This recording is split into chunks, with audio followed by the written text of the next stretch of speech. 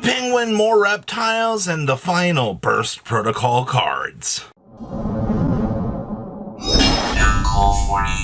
Make sure you guys smash the ever-living crap out of that subscribe button so you guys do not miss out on more content. Burst Protocol is riding off into the sunset here. We are finally done with this set. We have what is usually dubbed your pack filler, but these filler cards are getting better and better. It's just Konami never really has much of a place to put these cards. And of course, one of them is a new Penguin. So the first card we're getting here is a new reptile monster who is level 10 with 3,000 attack and 2,700 defense. I mean, those are pretty impressive stats. Now, you can only use the first, second, and third effects of this card's name once per turn. So if a monster or monsters is special summoned from the deck and or extra deck by an opponent's activated monster effect, while this card is in the graveyard, you can special summon it. Okay, I mean, sure, it pops back out. That's interesting. When a monster effect is activated, that includes special summoning a monster or monsters. Quick effect, we can banish one card from your hand or field to negate that effect, and if you do, destroy it. So a monster effect includes summoning a monster. So this would be like Bahamut Shark, for example, trying to bring out another friend. And during the end phase, if this card is currently banished, and was not banished this turn, you can return one of your other banished monsters to the graveyard. This card, for what it is actually pretty useful. I can see this being really good in maybe Genesis format, for example. It being a more off-of-the-wall monster to work with, I think does make this card pretty decent. And then, we got a new little penguin. Oh my god. He is called the First Penguin, which is really funny because he's level 1 with 100 attack and 100 defense, and he is, of course, a winged beast. Now, you can only use the second effect of this card's name once per turn. So if you control no face-up monsters, we can special summon this card from hand, and if you do, it can be it is treated as a tuner monster. That's actually pretty good. We can discard one card and reveal a water synchro monster from your extra deck. Add a monster with the same type as the revealed monster, but one level lower from your deck to your hand. Then you can change this card to face down defense position. Also, you cannot special summon from the extra deck for the rest of this turn, except for water monsters. Okay. Due to the kanji for this, it's likely 99% of the time usually first, but it might be a play on fast. That's kind of cool. So you've got a free special summon that doesn't lock you on its summon, which I wonder if Monarchs would want to play this just as like a free body. But the only thing that does lock you is this second effect. And it's also pretty interesting to see that, you're only getting locked into this and it goes face down. Like, I feel like that's an absolute win for what this card is giving to you. So, honestly, I think both of these two cards are hilarious in the ways that they interact. Now, we got the Forbidden Ritual art. There is a lot going on in this. So this is a new normal trap card. Now, you can only use the first and second effects of this card's name once per turn.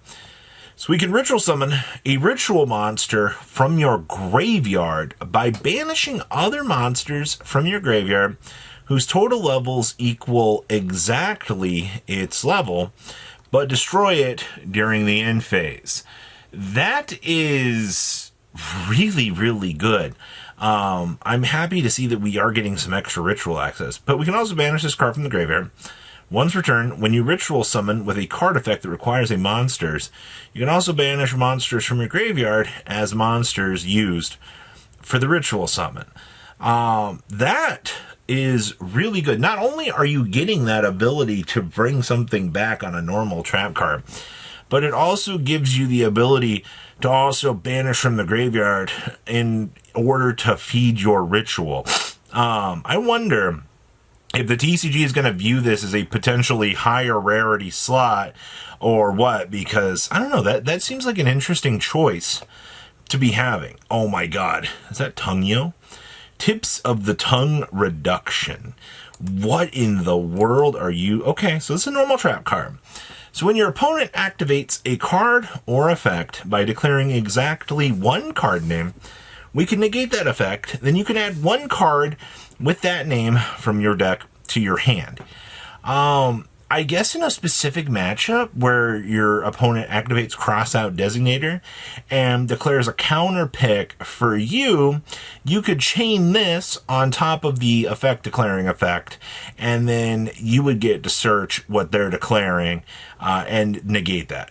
Alright, if a set card in its owner's control is destroyed by an opponent's card effect and target one face-up monster they control, and it loses exactly 500 attack. Why is this only powering down by 500? Like, that is actually kind of sad, actually. This card is a play on tip of the tongue, i.e. the phenomenon of failing to retrieve a word or term from memory, combined with a partial recall and feeling that retrieval is imminent. What is it? I forget. What are we going to call this? I forgot my train of thought. Or oops. Guess it wasn't worth remembering. That'll be an interesting one for the TCG. And then there is this card. I think this is one of the most interesting cards out of this. This is Shishoko Gono Shugo? Terrible remembering that name. But it's a normal trap card. That has a whole crap ton of effects. So you can special summon a level 1 or rank 1 monster from either graveyard, and if you do, equip this card to it. Okay, so once per turn during the end phase, increase the equipped monster's level or rank by 1. And then apply these effects based on the equipped monster's level or rank. So if it is 3+, it gains attack equal to its original attack, so we're basically doubling. 5+, it is unaffected by your opponent's activated effects.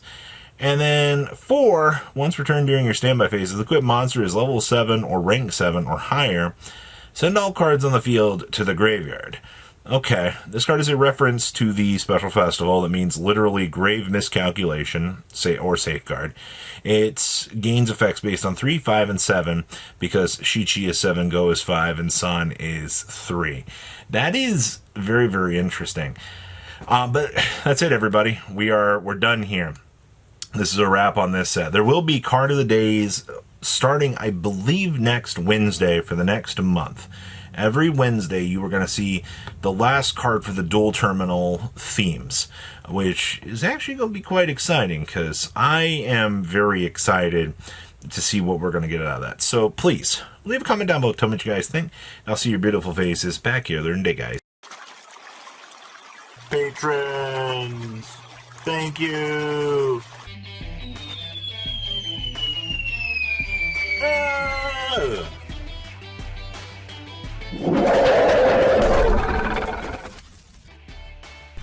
Thank you so much for watching. Check out these other videos.